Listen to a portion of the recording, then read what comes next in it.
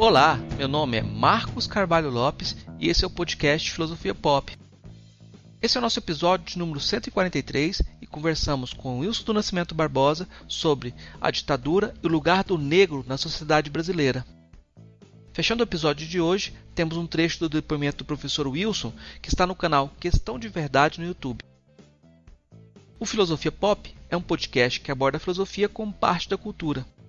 Você pode encontrar os episódios do podcast, mais textos e informações do site filosofiapop.com.br. Temos também um canal no YouTube, perfil no Twitter, Facebook e Instagram. No nosso canal no YouTube, estamos colocando alguns cortes de episódios e em breve deve rolar uma série especial. Assine e acompanhe também nosso trabalho no YouTube. Quer falar com a gente? Nosso e-mail é contato@filosofiapop.com.br. Se gostar do episódio, curta, compartilhe, faça comentários e ajude a divulgar o podcast. Se puder, participe da nossa campanha de financiamento coletivo no Catarse.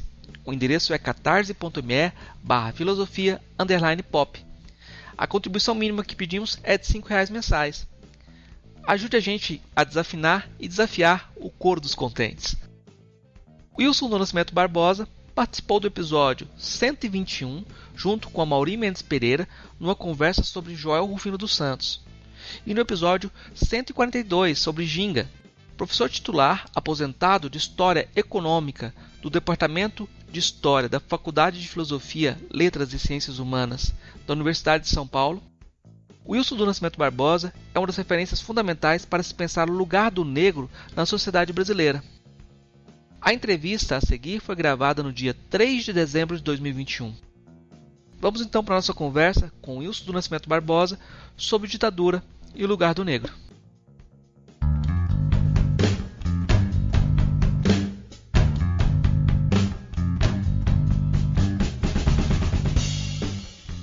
A gente começou sempre no último episódio do ano falar da ditadura, né? Porque talvez o sintoma maior da nossa falta de memória seja o lugar que a ditadura tem ocupado. O senhor é historiador e eu já vi algumas vezes o senhor falando sobre o lugar que a ditadura ocupa nas nossas narrativas e às vezes um lugar um tanto mítico em que as pessoas muitas vezes são colocadas da resistência como heróis, né? Esse tipo de narrativa ajuda a pensar a ditadura ou dificulta mais ainda essa mitificação? Eu acho que não tem efeito nem para uma coisa nem para outra. É só uma maneira de ver. Porque, mesmo na história, quando você vê que alguém está investigando, tem aquele que vai dar mais importância ao lado inconsciente, né? Então, a gente pode dizer que tem uma história cultural, e é um dos braços metodológicos enfrente a essa história cultural é psicanalítico, né? Outros fazem a história cultural, mas fazem uma história cultural, digamos, vinda do marxismo, vinda do empirismo. Então, eu acho que não tem muito problema como a pessoa avalia, como vê, porque o importante é trazer a sua experiência, trazer a sua leitura. Por que nós temos essa vocação para dizer que as pessoas que lutaram contra a ditadura no Brasil elas têm assim, um certo respeito, uma certa... Porque a última ditadura que nós tivemos, na verdade as duas últimas, aquela de Vargas, de 30 a 45, ela depois daquele levante comunista de 1935, na verdade era um levante nacionalista, né? Como os comunistas que organizaram como levante comunista, ela foi uma máquina de matar gente. Ela tinha sido já na Revolução de 30, na Revolução de 30 foram mortas milhares de pessoas, sob torturas, cadeias horríveis e tudo. Os livros editados naquela época demonstram isso. Hoje em dia você nem acha mais fisicamente esses livros, mas quem leu 20 anos atrás ou 40 anos atrás sabe disso. E na ditadura de 64 foi o mesmo caminho. Ela foi se tornando cada vez mais homicida e chegou praticamente a uma política de extermínio. Então as pessoas que resistiram, se mantiveram firmes na luta contra a ditadura, visivelmente foram poucas. E aí é natural que as pessoas tenham um certo respeito, culto a isso. Na Argentina não é assim, por exemplo. Os argentinos não ligam muito para quem lutou contra a ditadura, porque talvez a ditadura na Argentina não caiu diretamente por causa dessas pessoas.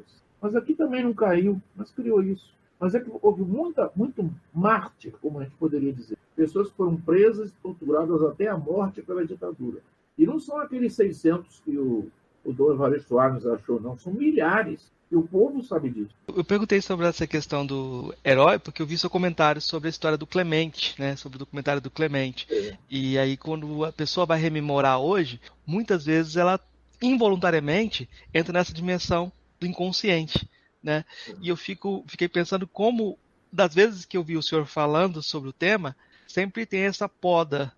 O seu lugar como historiador volta, né? E o cuidado no falar. E eu fiquei pensando até que ponto que isso tem a ver também com uma dimensão racial, né? Como é que o senhor vê a participação dos negros nessa luta armada? Quer dizer, houve alguns negros que participaram da luta armada, mas são muito poucos. Mas eu diria, a questão não é analisar tanto do negro na luta armada, mas a participação do negro na política brasileira. O negro como coletivo, ele tem pouca participação política, no sentido da política contemporânea, da política, digamos, de partido político, dessas coisas. Por quê?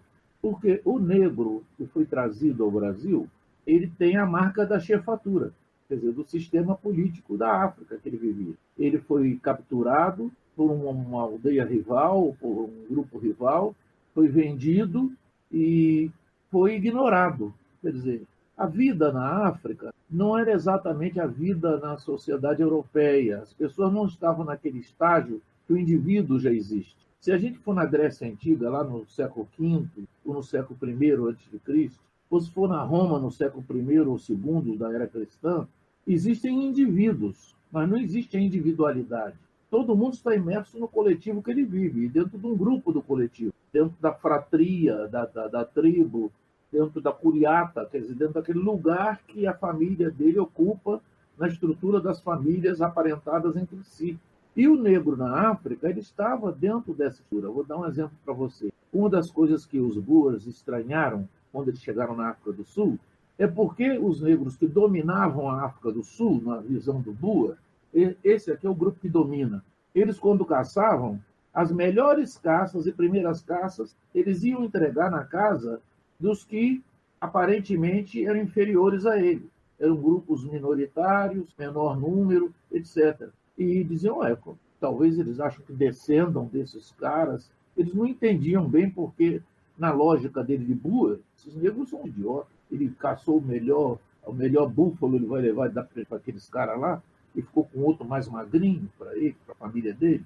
Então, por que eles não entendiam isso? Porque, por exemplo, na cultura banto, que é uma cultura, quer dizer, é como o celta. O celta é uma cultura, não um grupo étnico. Abarca vários grupos étnicos diferentes. Na cultura banto, a prioridade é sempre de quem chegou primeiro. Então, quando eles entravam no território, eles nunca usavam armas contra os habitantes do território. Eles entravam no território, ocupavam o território, e os outros que estavam em menor número ou menos armados não enfrentavam eles. Mas eles não agrediam esses que já estavam antes. E aí eles mantinham esse reconhecimento da prioridade do outro. Eles sempre tratavam o outro como superior a ele, embora a maioria fosse, né? Então, foi preciso muito convívio com o europeu para essa relação do negro com o negro se deteriorar e deixar de respeitar o mais antigo, etc., etc. Passar a usar só o critério da força, né?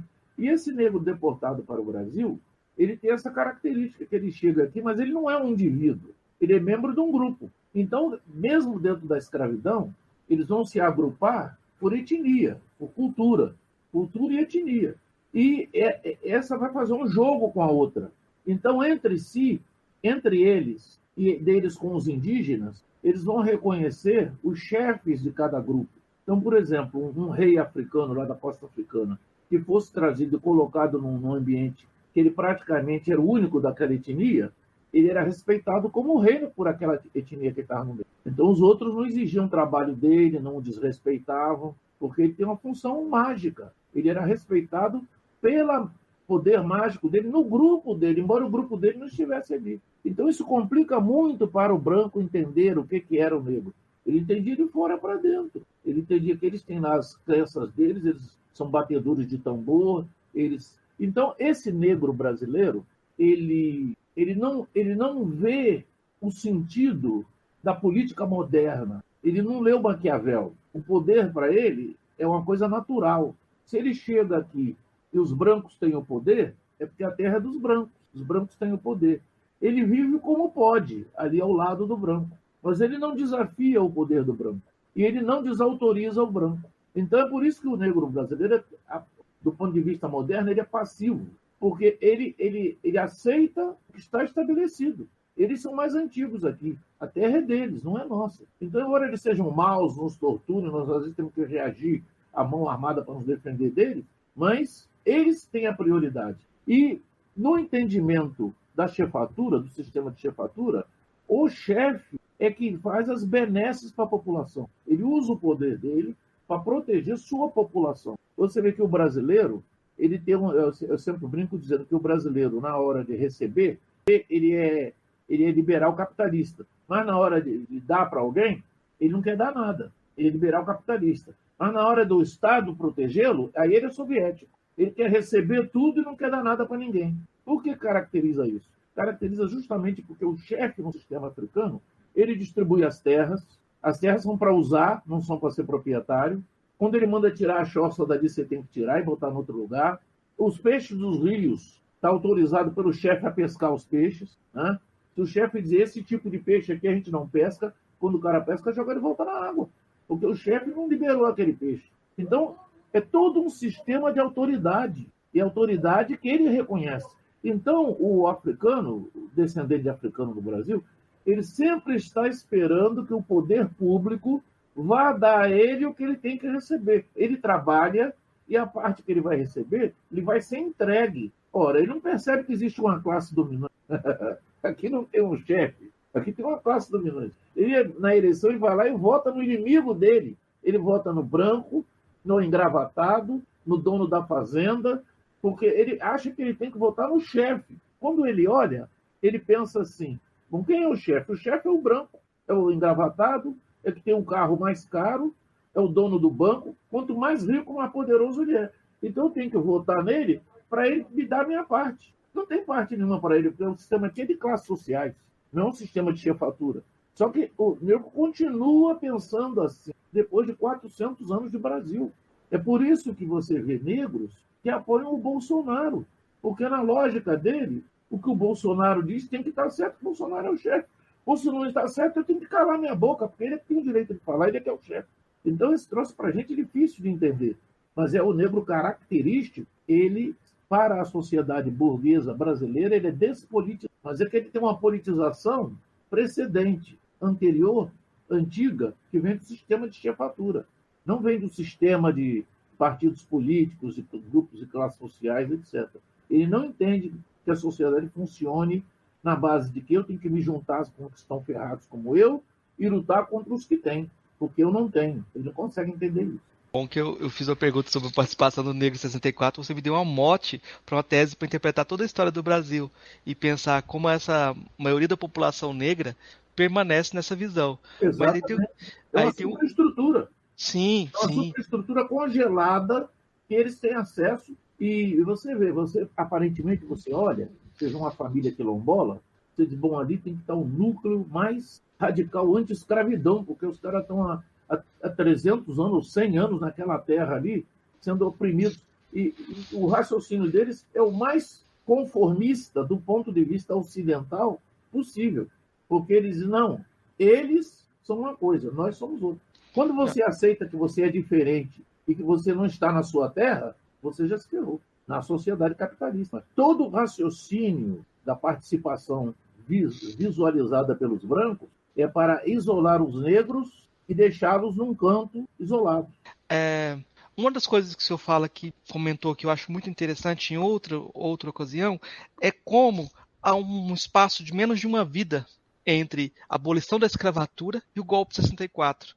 Eu queria que você comentasse um pouco sobre essa continuidade que muitas vezes é impensada, Porque é claro que o Brasil se desenvolveu, muita coisa aconteceu, mas essa continuidade é muito importante ser pensada. Mas veja, a sociedade brasileira, como sociedade de escravidão, ela não se diluiu no dia seguinte do 13 de maio. Ela continuou por toda a República Velha. A República Velha era tão absurda que ela proibia o negro de estudar na escola pública. Aquele negócio da sala de aula, você tem um monte de municípios que tinham um decreto que proibia o negro de estudar na escola pública. Só estudava na escola pública o indivíduo que levava uma carta do delegado de polícia para se matricular ou uma carta de um juiz. Então ninguém conseguia enfrentar a autoridade do juiz ou do delegado de polícia. Mas quantos delegados de polícia eram suficientemente liberais para dar a um filho de um preto qualquer uma carta dizendo vai lá se apresentar naquela escola e diz que eu mandei você estudar lá.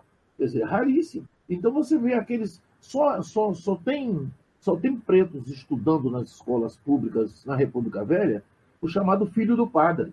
É aquele preto que um padre agasalha ele. A mãe dele é empregada do padre, ou trabalha na igreja, aí o padre pega, manda matricular ele. Um delegado de polícia tem um empregado na casa dele, manda matricular a criança. Vai lá, dá uma carta, acabou. Inclusive a autoridade dessas na República Velha era muito maior do que hoje. O delegado de polícia mandava matar, ficava por isso. Agora ele tem que fingir que o cara se suicidou no tiroteio. Naquela época mandava matar e matou mesmo. Todo mundo sabia quem mandou matar. Então, o negro recalcado entre 89 e 30 ou 40, ele está num patamar, na verdade, abaixo da escravidão. Porque se ele não é interpelado no sentido de aonde você vai, onde é que você está indo? Por que você está subindo aqui por essa rua? Né? Coisa que hoje até é, mas em 1920 não era, 1910 não era. Mas ele sabia sempre a geografia, eu diria que a geopolítica do espaço em cada cidade. Ele sabia em que calçada ele podia andar, em que calçada ele não podia andar, em que lugares ele podia entrar, em que botequins ele podia entrar, quais não podia entrar. Então o negro sabia tudo isso, mapificado pela convivência social da localidade que ele vivia. Não podia frequentar a escola, e o nível de renda dele era menor do que na escravidão, porque ele foi cortado das atividades produtivas. Mesmo que ele trabalhasse, ele recebia menos. Na escravidão, eu sempre digo para vocês isso, quando ele tem direito à renda dele do domingo, ele tem 15% da renda nacional. Porque no domingo, o escravo tem algumas fazendas no sábado também, na metade do sábado, e na maioria das fazendas, no domingo, o escravo podia trabalhar para ele. Era nesse dia que ele tinha os porquinhos dele, os cabritos dele, que ele ia tomar conta. Era nesse dia que ele plantava mandioca, as coisas que ele ia comer. Então, mas se isso aí, se você medir como renda, em termos de tempo de trabalho, ele tinha 15% da renda nacional. E o negro, na República Velha, não tem 15% da renda nacional, tem menos. Então, o negro é mais pobre na República Velha do que era na escravidão. Então, esse negro, realmente, a última coisa que ele ia reivindicar era poder político. Quer dizer, tudo que se passa no poder é um assunto entre brancos. Até aquele negro que sentava a praça no exército, ou sentava a praça, todo mundo sabia que era por causa do salário. Não é porque ele tivesse uma convicção, ele quer defender esse ou aquele, ele tem tal ou tal pensamento. E quando tinha, não era um pensamento programático, era uma relação familiar. A família dele trabalhava para o senhor fulano de tal. Então, se ia ter um combate, mandava vai lá com o seu fulano. Ele tinha que seguir aquele senhor dele. Era mesmo senhorio, sistema de senhorio, que é a forma corrompida no sistema de escravidão da chefatura africana. A gente tem alguns cortes, geralmente na narrativa da história do Brasil, e muitas vezes tem um corte aqui da década de 30, da Revolução de 30, como uma mudança do país que aconteceu a partir da Revolução de 30, e outro corte em 64, como se houvesse duas rupturas. É engraçado que, como uma geração anterior pintava toda a ruptura dentro da década de 30, e a ruptura da década de 60 tem muitos elementos ainda que eu acho que a gente precisa pensar nas consequências deles, porque eu vejo muita coisa, por exemplo, no romance, agora que está aparecendo, vejo mais romances sobre 64 ultimamente do que no período anterior. O que o senhor, como historiador, o que o senhor avalia como a ruptura de 64? O que ela significou? A ruptura de 64 tem que ir um pouquinho mais atrás para explicar.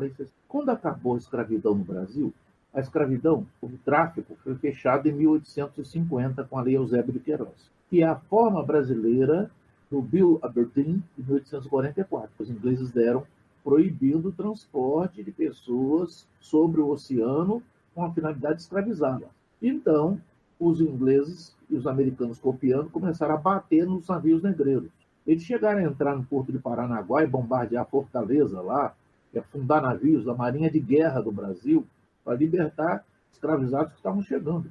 Eles várias vezes meteram ganchos em navio no Rio de Janeiro, dentro da Baía do Rio de Janeiro, no cais do porto, que não tinha o cais do porto rigorosamente, tinha um lugar onde as docas, né, onde os barcos saíam para pegar as mercadorias, e eles chegaram ali, ingleses, não americanos, ingleses são os duros, eles chegam ali, metem um gancho no navio, puxa para fora da Baía de Guanabara ou para o alto mar ali da Bahia, e tira os escravos dos navios.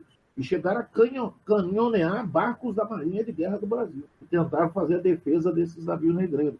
Então é muito, muito duro. Eles batem com a mão fechada. Então o que acontece? Esse sistema do Bill Aberdeen, da Lei Eusébio de Queiroz, ele condena a escravidão à morte. Não tem nenhum capitalista brasileiro, dono de fazenda, senhor de escravos, que não saiba que a escravidão vai acabar. O Brasil, atritando com a Inglaterra, foi levado à Guerra do Paraguai, porque o Brasil foi agredido pelo Paraguai justamente porque estava de relações diplomáticas cortadas na Inglaterra. Então, seu momento de acabar com esses caras, vamos tomar o sul do Brasil deles. E o Brasil, quando foi agredido pelo Paraguai, ele imediatamente, ele estava sem embaixador com a Inglaterra, ele teve que se aproximar da Inglaterra, pedir pinico, como a gente diz, e voltar ao controle inglês. E uma das coisas que ele teve que fazer foi abolir a escravidão pelo apoio recebido na Guerra do Paraguai. Tanto que, a partir de 1870, a repressão ao abolicionismo ela passa a ser um troço de fachada. O cara é preso, é solto no dia seguinte, o delegado leva você, porque você está fazendo uma reunião de escravos pedindo a abolição, dali 2 dias você é solto. Quer dizer, aquilo entra num processo de colapso. Todo mundo sabe que a escravidão vai acabar. E por 2 vias. O extermínio físico dos escravos, que vão morrer de velhice, a lei do ventre livre cortava a renovação do estoque, e por um momento em que, por imposição inglesa ou interna de alguma força, tivesse que cortar, como foi a Lei Áurea, em 88. Então, essa escravidão condenada, ela chega àquele ponto em que é obrigado a despatrimonializar o escravo. Se você pegasse o valor das fazendas, dizem, eu não pude provar ainda o contrário, que 50% do valor de cada fazenda no Brasil era mais ou menos a mão de obra escrava. Eu tenho minhas dúvidas, porque nos Estados Unidos, que tinha muito menos escravos, o 70% do patrimônio de cada fazenda era a mão de obra escrava. O valor do patrimônio dos escravos, o valor contábil, era maior do que toda a indústria do norte dos Estados Unidos. Então, por que no Brasil ia ser diferente? Tanto que no Brasil, em 88, nós só tínhamos 200 empresas industriais, né? Apesar da escravidão vir em colapso. Então, o que acontece? Essa desvalorização do patrimônio do escravo, ela faz com que, quando a escravidão termine, todos aqueles ricos do tempo da escravidão, que mesmo aqueles que tinham se adaptado à nova situação, tinham perdido a maior parte do seu dinheiro com o desaparecimento do valor do patrimônio escravo. Como o escravo não ia ser ressarcido pela libertação, nem os escravos podia mais ser inscrito como valor no banco, esses ricos se tornaram muito menos ricos. Eles se tornaram muito menos ricos, eles se tornaram concorrenciáveis pelos imigrantes que, a partir de 1870, entram no Brasil para substituir a mão de obra escrava. Então, aquela chamada nova imigração, que dura mais ou menos 100 anos, de 1870 a 1970, aqueles italianos, espanhóis, portugueses que entraram naquela onda, japoneses, eles não só vão para o campo trabalhar, como também vão para a cidade, vão criar pequenas empresas, vão concorrer com os antigos senhores de escravos e vão se transformar numa parte da classe dominante. De maneira que, em 1930, 30% da classe dominante do Brasil é de imigrantes. Não é mais a velha classe dominante luso-brasileira, né?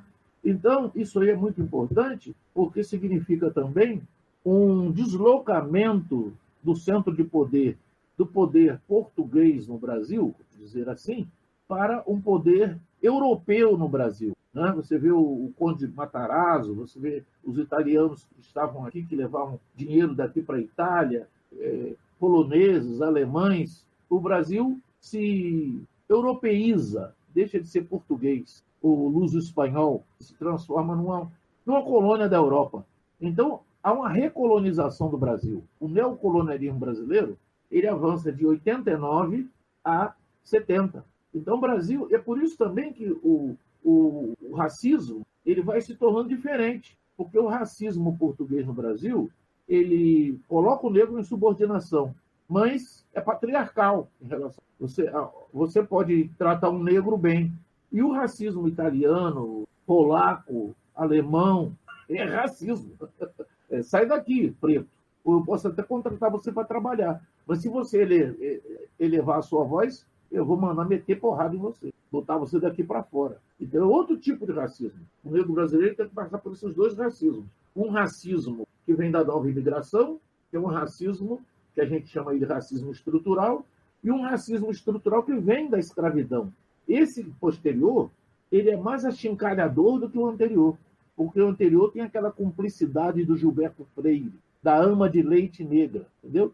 Ninguém hoje em dia dá o seu filho, nenhum branco hoje em dia dá o seu filho para uma negra amamentar, mas em 1950 dava. Essa que é a diferença e que agrava. Tanto que no sistema português, você olhar lá as figuras do Império, você pode ter uma pessoa, um mulato, né? Até às vezes bem escuro, né? Usava peruca para mostrar o cabelo, que é senador do Império, que é conselheiro do Império, etc. Por quê? Porque o português, se ele registrava o indivíduo como filho dele, ninguém podia se dirigir ao filho dele como negro.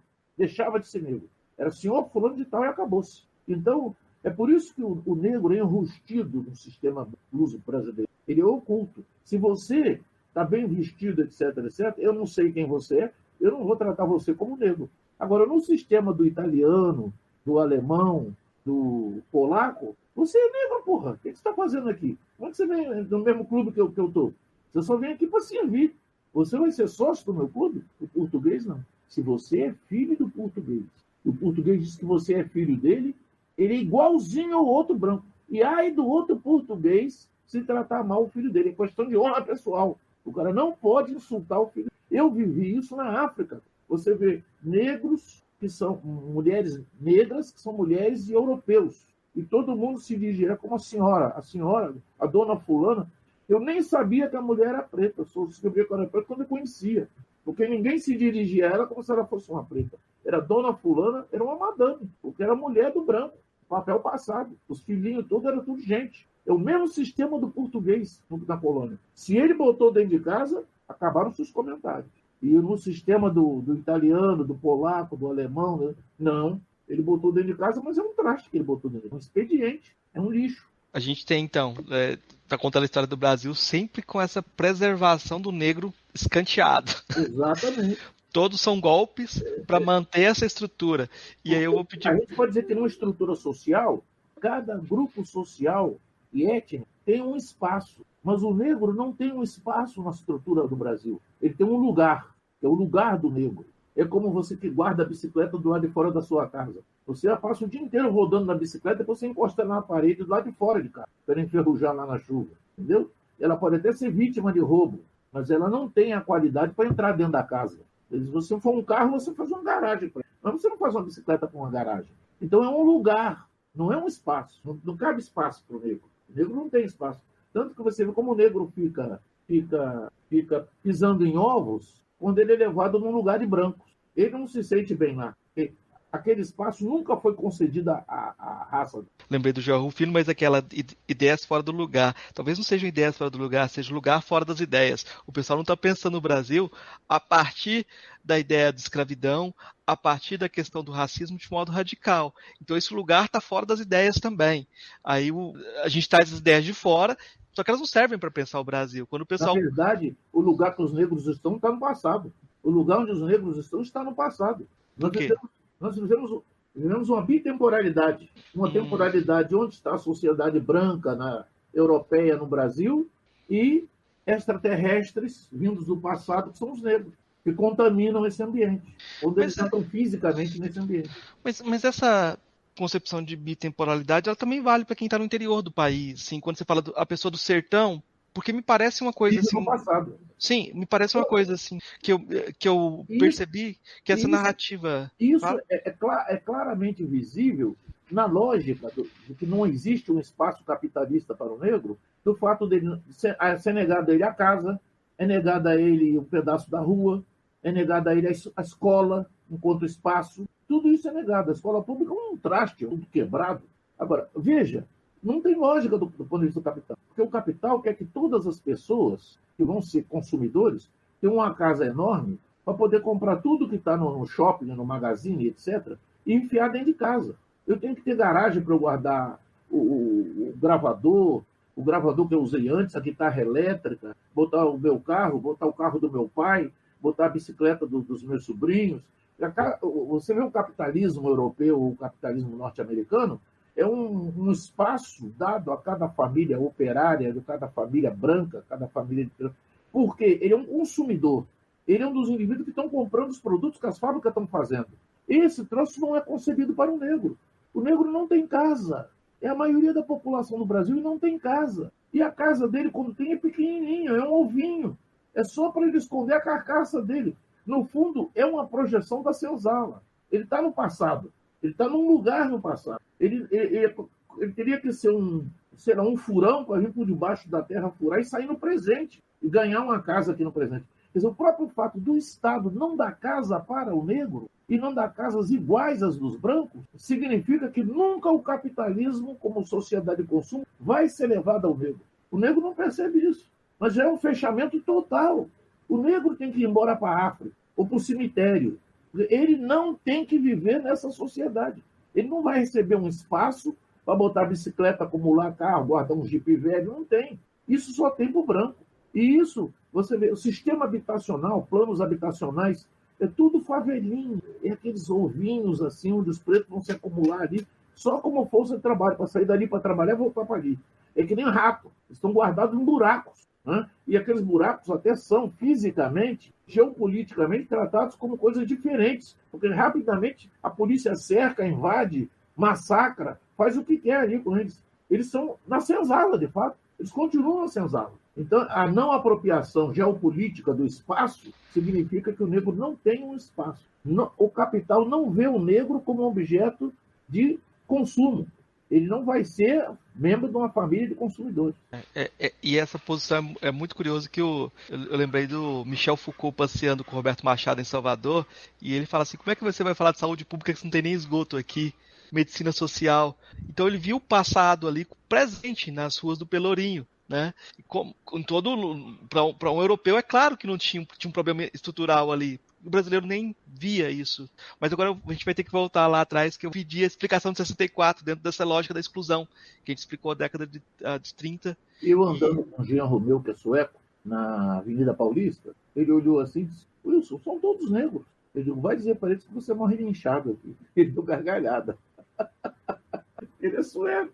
Ele olha e ele vê que são todos negros, Avenida Paulista. Mas eles não são negros que não sabem que são negros. São negros que furaram o chão e estão vivendo no espaço branco, que eles qualificam como branco. Eles são o primeiro degrau de serviçais dos brancos, dos verdadeiros brancos. É um sistema neocolonial. Eu vou depois voltar na questão do 64, mas agora você falou do sistema neocolonial. Tem um ponto que é essa ideia de descolonização que eu acho que a gente precisa pensar. O brasileiro não se vê como colonizado também.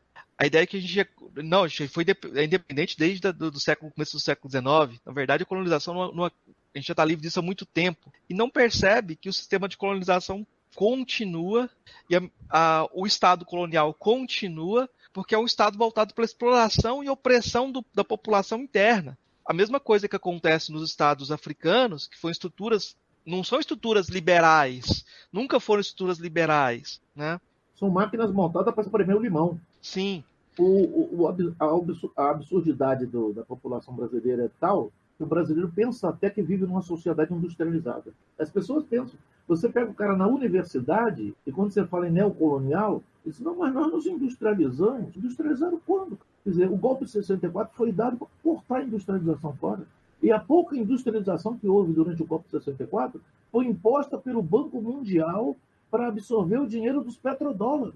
Eles que mandaram criar aquelas empresas estatais todas que foram criadas no governo do Médici e no governo do Geisel. Quer dizer, aquilo não foi uma decisão do Médici ou do Geisel, aquilo foi uma decisão do Banco Mundial. De fora para dentro, eles constituam empresas públicas que nós vamos dar o dinheiro para vocês aplicarem, porque eles não tinham o que fazer com aquele dinheiro. Então, eles tinham que endividar os países coloniais e semicoloniais. Então, endividaram. Aí nós ficamos com aquela dívida de 50 bilhões, que nós pagamos 300 bilhões de dólares por ela, e até hoje não nos livramos do esquema que ela funciona. Quando você pensa em termos estruturais, a gente olha uma geografia do sul global, as ditaduras do Cone Sul e os movimentos de independência na África, eles têm um paralelismo muito grande. Quando a gente vê o fim da apartheid só nos anos 90, parece que há um arrefecimento no mesmo período e um sistema de exploração também diferenciado. A gente não deixou de ser explorado. Essa ideia de que havia uma independência, o golpe de 64 fazia parte de uma estrutura de dominação. O senhor vê assim também? Em algum lugar existe uma mesa onde sentam quem deve sentar e delibera como vai ser a década seguinte. E esse lugar nós não sabemos onde é, nem participamos dessa reunião. É evidente que houve uma decisão sobre o que vai ser a década de 80. Houve uma reunião e decidiu como vai ser os anos 90. Houve uma reunião e decidiu como vão ser os anos 2000. Houve uma reunião e decidiu como vai ser de 2010 a 2020. A essas reuniões nós não somos chamados. Nós somos conduzidos à situação que foi deliberada. E toda a mídia é imediatamente reformulada como se fosse um convés de um porta-aviões, e puxa o avião, bota para lá e põe outro para levantar voo. Tudo rapidamente é remodelado de maneira que só se toque aquela nota. Porque eu digo sempre que é o samba de uma nota só. É a nota lá, então é a nota lá. Quando você não aguenta mais o lado, o de decisão deles vira para o dó. Aí é dó. Você que estava defendendo o dó, desiste. Mas isso é decidido em algum lugar, que é o centro do poder neocolonial. Eles fazem do mundo o que eles querem, e os outros têm que calar a boca e obedecer. Se você não calar a boca e não obedecer, você será eliminado de uma forma ou de outra. Essa narrativa, acho cada vez mais necessário falar de império, nomear isso, para que a gente possa problematizar coisas que estão acontecendo agora, porque esse termo foi tirado do vocabulário político. Mas uma coisa que o senhor chama a atenção é que a escolha da luta armada é uma escolha da classe dominante. O senhor vivenciou essa escolha em 64, e aí eu vou pedir para o senhor pensar... Lenin explica isso.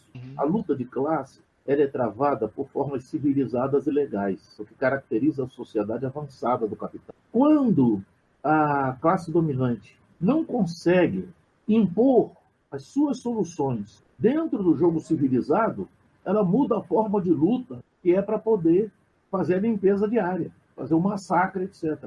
Então, o que nós vemos no czarismo? O czarismo, depois da Revolução de 1905, ele criou um sistema de depuramento das forças políticas dos trabalhadores e dos camponeses. Periodicamente, eles prendiam os caras e matavam aqueles caras. Como esse sistema não funcionou, porque eles caíram na Primeira Guerra Mundial, atrapalhou eles acabaram perdendo poder em 17. Mas se nós olharmos aqui no Brasil, é a mesma coisa. A classe dominante, ela mantém um esquema de poder. Quando ela não consegue mais impor aquele esquema de poder, ela parte para a violência. Veja, eles tentaram derrubar o Kubitschek lá em 1956, 57. O exército preferiu ficar, por motivos nacionalistas, do lado do Kubitschek. Deixaram o Kubitschek governar. O golpe do Lacerda fracassou. E o que aconteceu? Houve várias rebeliões. Jacareacanga, Aragaça, só a Força Aérea participou, não conseguiu mobilizar os outros para fazer. Com eles não aconteceu nada. Eles deram o golpe e foram libertados, foram anistiados uma semana depois do golpe. Jacareacanga foi assim, Aragaça foi assim. Em 61, eles derrubaram o Jânio e queriam impedir o Jango de tomar posse. Deram aquele golpe de 61. Foram derrotados pelas manifestações populares e a divisão do exército. O que eles fizeram? Deram outro golpe. Foram punidos? Não. Os direitistas nunca são punidos no Brasil. Deram o golpe em 64 e venceram. Claro, se você joga uma pedra no vidro do vizinho, o vizinho não fala nada. Você joga outra pedra, no outro dia você joga a sua motocicleta na janela do vizinho, não vai jogar uma pedra. Rebenta logo tudo. E é o que eles fazem, eles vão dando golpe, até chegar no ajuste que o golpe deles funciona. Quando eles deram o golpe de 64, eles puseram para fora do exército todos os indivíduos que pensavam diferente deles. Quer dizer, o corpo de oficiais do exército tinha 13.800 oficiais, 5.500 eles deram baixa. 5.500 acabaram com o exército. E fizeram uma ditadura que ficou em 20 e tantos anos. Porque a gente não fala, mas o governo Sarney é uma ditadura também. O Sarney teve uma certa dignidade de não usar aqueles métodos que ele mesmo preconizava na ditadura, fazer um esforço para empurrar para uma democracia burguesa. Mas se ele quisesse, ele foi posto à revelia, porque ele não foi votado para ninguém para ser vice. E ele não tinha faixa nenhuma para receber, porque o Tancredo Neves, que foi eleito no colégio eleitoral, morreu. Então ele tomou posse porque o Figueiredo disse ao comandante do Exército que desse posse ao Sarney. E foi o que eles fizeram. Então o Sarney não foi eleito presidente, ele foi posto como presidente.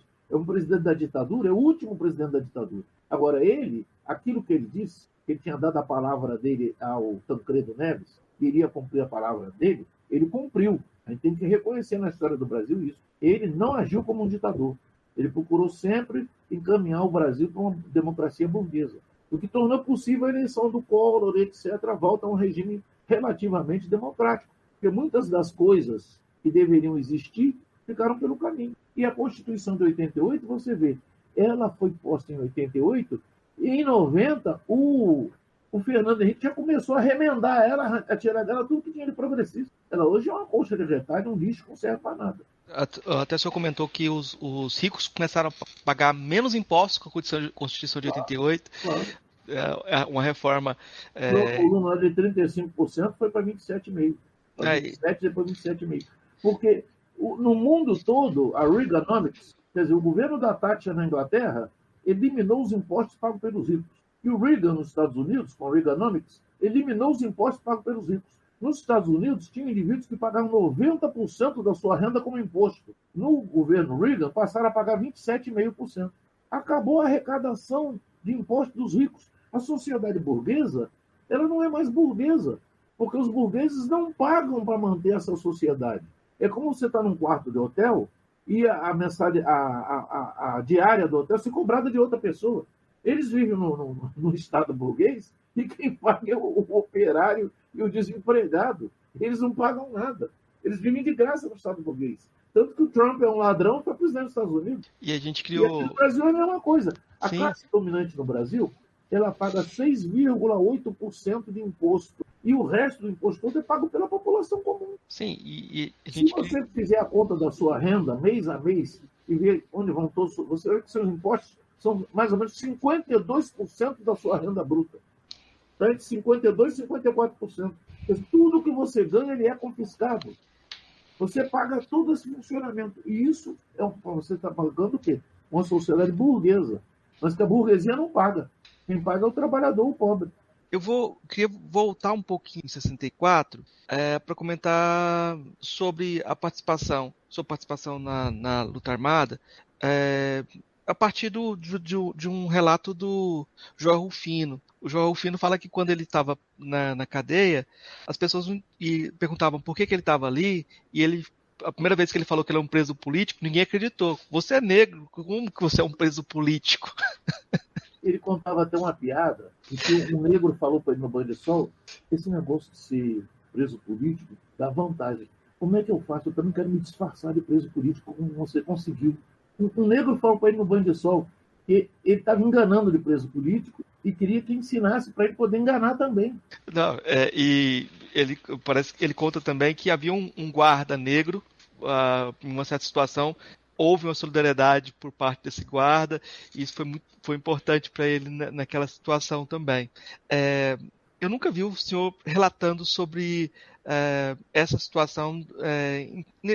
Se houve para você episódios também em que a questão da identidade racial foi importante, como é que foi para você? Olha, você sendo negro e preso, há situações em que você vai ser mais maltratado porque você é negro. Quer dizer, a sua presença irrita aqueles delegados brancos, interrogadores brancos, que são racistas. E outros não. Outros se tratam como está tratando todo mundo.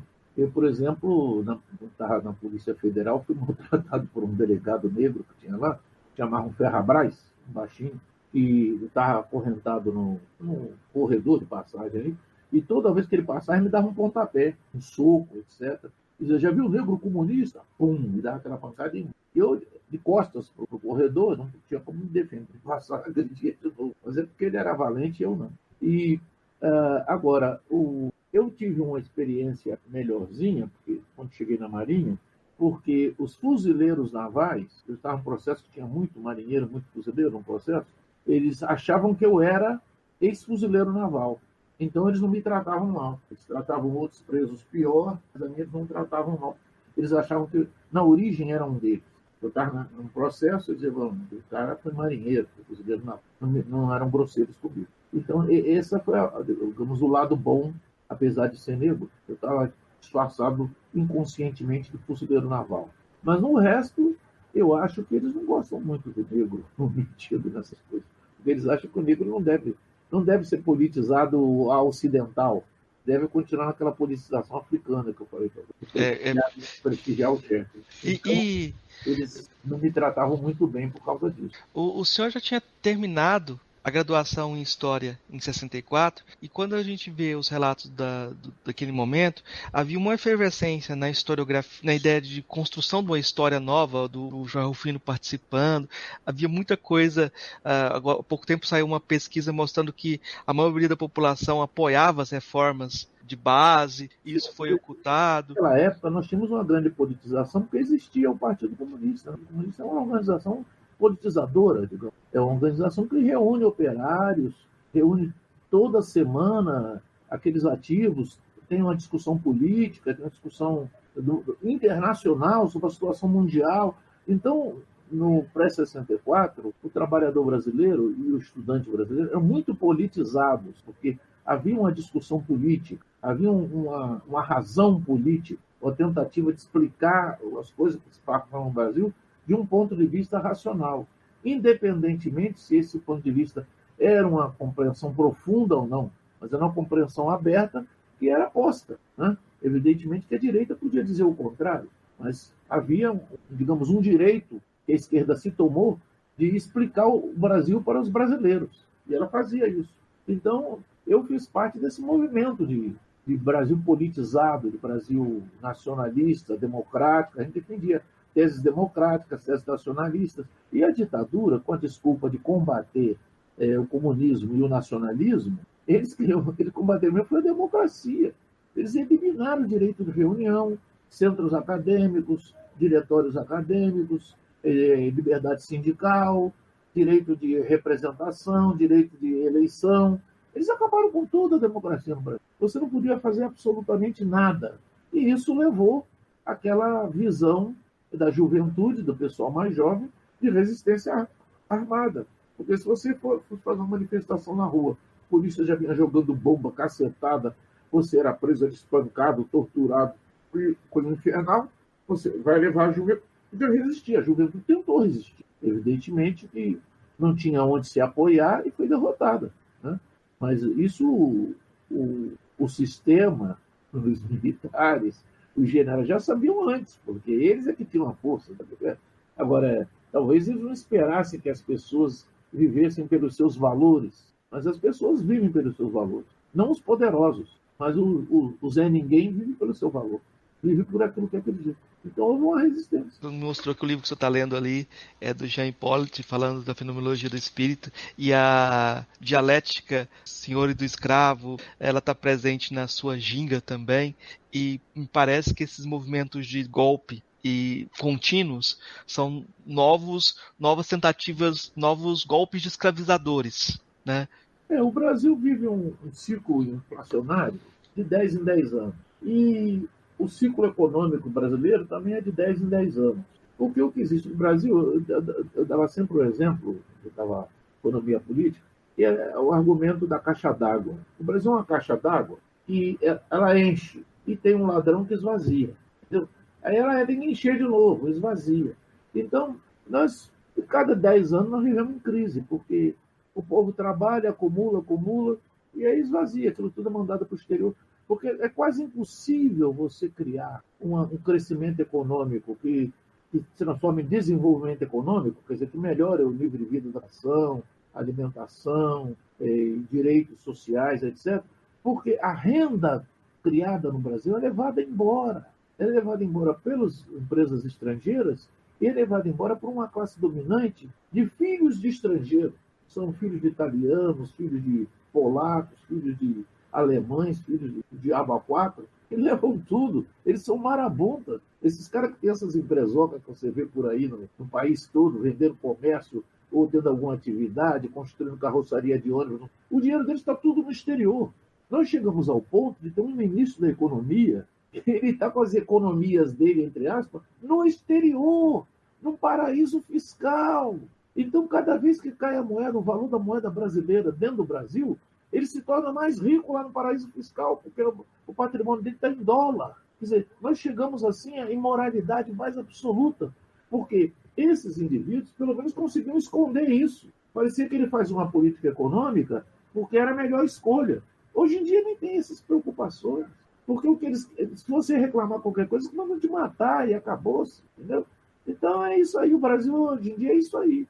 Os brasileiros estão dormindo, hipnotizados, né, pela mídia, pelo sistema de mídia, e eles fazem isso, quer dizer, o Brasil nem acumular mais dentro do território brasileiro acumula. Só se coloca dinheiro aqui para abrir uma nova atividade. Então, se é lítio, aí leva o lítio do Brasil, né? Cobre, aí leva o cobre cachaça. Alumínio, tira a bauxita, faz o alumínio, vai o alumínio para o exterior e volta para cá como folha de papel. Ele sai daqui como bloco e volta como folha de papel. A gente paga tudo isso. A gente tira o alumínio, transforma, tira a bauxita, transforma em alumínio, manda para a Suíça, manda para a Holanda e Inglaterra e compra uma folha de papel de alumínio de volta. Né?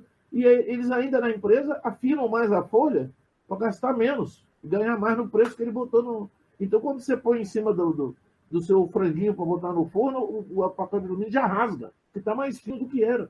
Quer dizer, você não leva vantagem em nada, nada, nada. Eu acho que uma coisa que é bom insistir é em desmascarar essa ideia de que a ditadura foi uma ditadura envergonhada, uma dita branda. O pessoal nem proibia mini-saia aqui.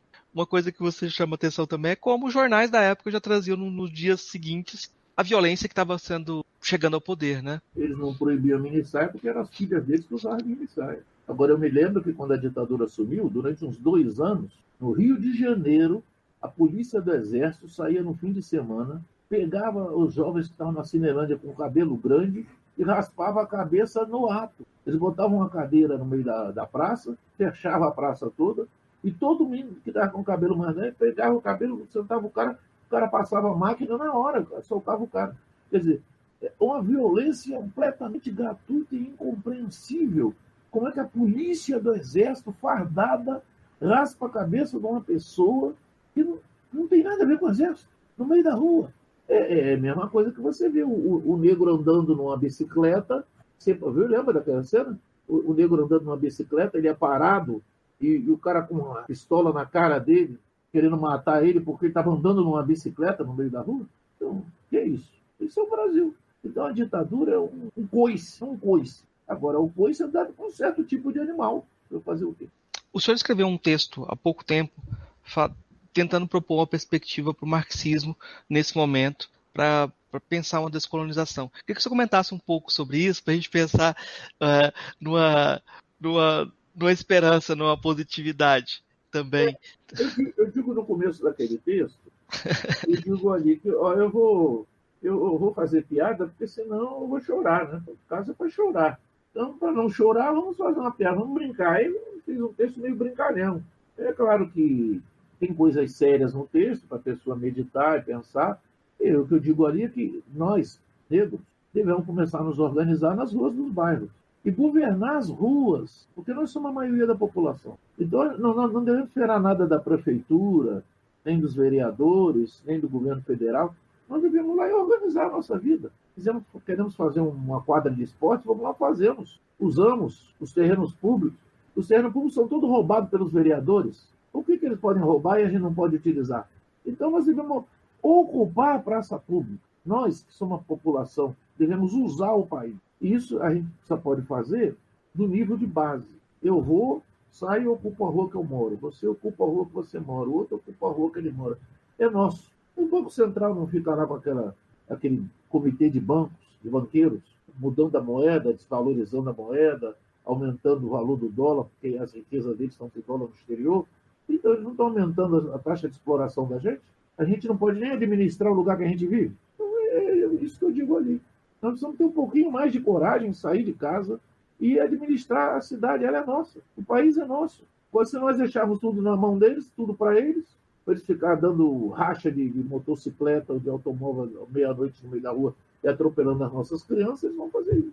Mas se eles forem lá e não puderem fazer, eles vão ficar pianinho. Então vamos morar na Itália e Miami, que é a terra deles, deixa as empresas dele aqui só mandando dinheiro para eles.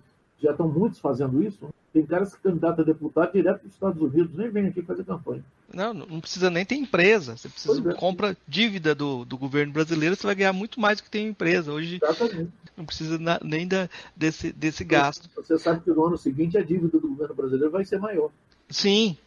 E como a moeda com que ele te paga é papel, não tem fundo ouro nenhum, ele vai te pagar em papel. Sim. Pode ser até que em dólar você está perdendo, mas em moeda nacional, se você quiser explorar a população aqui dentro, você está ganhando. Professor, eu queria pedir para a gente fechar nossa conversa, indicações, o que o senhor indica de coisas para os nossos ouvintes lerem, ouvirem, o que o senhor quiser indicar, se você achar interessante. Cara, eu sou ruim de... Eu vou continuar aqui indicando o seu site. Toda vez que a gente conversar, vou lembrar que tem um site lá que tem muita da sua produção, tá lá dentro. Quando aparecer coisas novas, vai estar lá dentro também. E uma coisa que eu acho interessante, talvez se eu colocar lá um link para essas conversas que você está tendo na internet, que tem muito material. Essas lives viraram uma rotina também, e eu acho que é interessante guardar essa memória também. A pandemia aí jogou a gente tema de live, né? Só virou um ser performático aí na internet agora. Mas deixa o seu recado final, então, para os ouvintes, para a gente fechar essa conversa. Eu pediria que as pessoas, isso que você falou, que as pessoas lessem bastante, se informassem bastante, lessem a parte política do jornal e trocar opinião com outras pessoas, mesmo que não tenham a mesma opinião, que nós perdemos um pouco essa capacidade de conversar com as outras pessoas. Um pouco por causa da pandemia, ficar preso, tal coisa, se locomover muito, aparecendo. Mas voltar a ter um pouco de discussão política, sabe? Ser um pouco aberto a procurar abrir a mente, porque se a gente abre a mente, conversa com a outra pessoa que não está levando vantagem com a nós, é um trabalhador pobre com a nós aí, a gente vai chegar numa boa, sabe? Eu recomendaria isso, procurar ler e procurar debater. Essas são as duas fórmulas que a gente tem para avançar, sabe?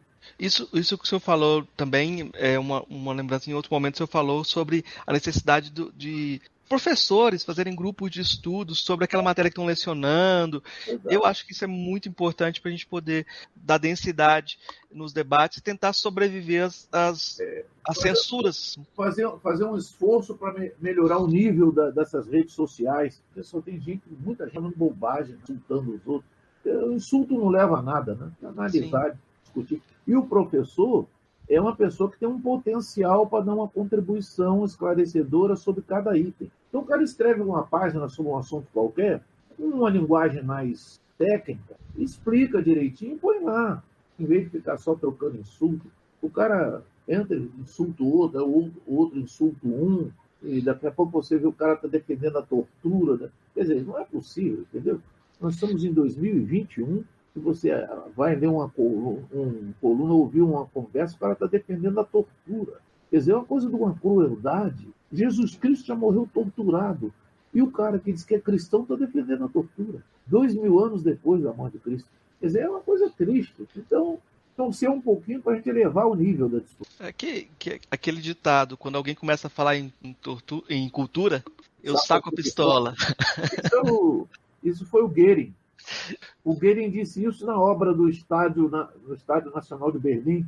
Ele recebeu o diretor da ópera de Berlim, do Teatro Nacional de Berlim, que foi lá pedir para soltar uns caras que estavam presos sob a acusação de ser comunista.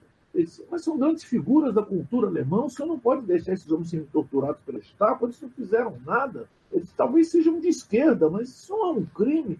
Aí o Goering disse para ele, quando ouço falar em cultura, saco a minha pistola.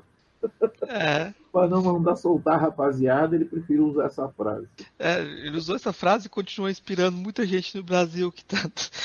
Enfim, estamos nessa encruzilhada. Professor, muito obrigado novamente. Bom fim de ano para você, boas festas, boa entrada de ano.